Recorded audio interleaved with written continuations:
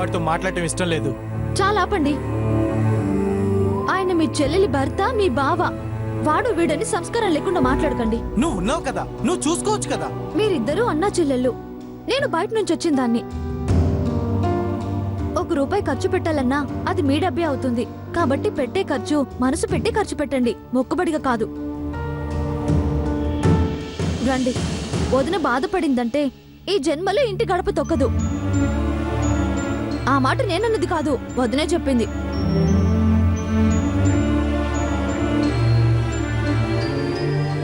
ఇవాళ మీరన్నీ మర్చిపోయి వాళ్ళు సంతోషంగా ఉండేలా చేయాలి.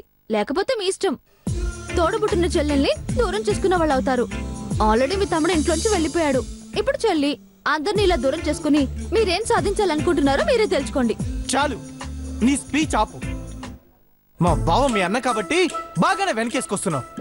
రా, మీ అన్నని కౌగిలించుకుని ప్రేమంతా ఒలకబోస్తూ మాట్లాడతాను. నిజంగానా? ఏ, దీనికి కూడా అగ్రిమెంట్ రాసివ్వాలా? నోరు మూసుకున్నాడు. పదండి. కార్తీ, కూర్చో బాబు.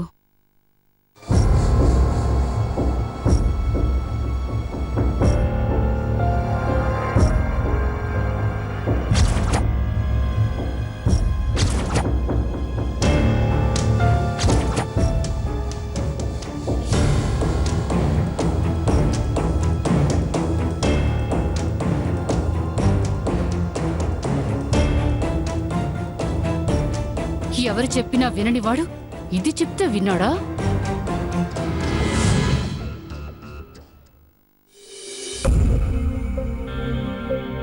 Happy wedding day Siri.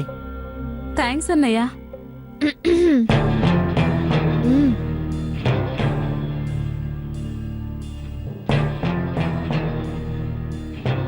Hello. Happy wedding day Karthik. Thank you Partha.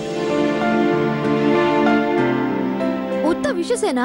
తెచ్చిన కొత్త బట్టలు పెట్టరా? తెస్తున్నాను.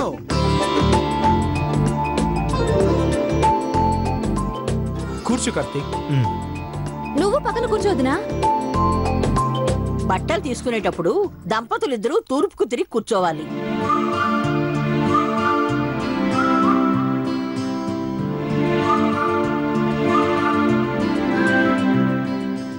భారతి, ఇవిగో బట్టలు.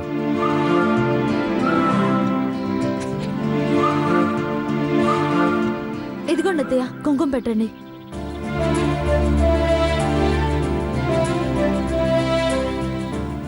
తీసుకోమ్మా.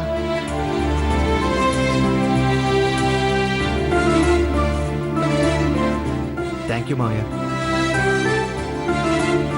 అత్తయ్యకి మావయ్యకి నమస్కారం చేయి బాబు.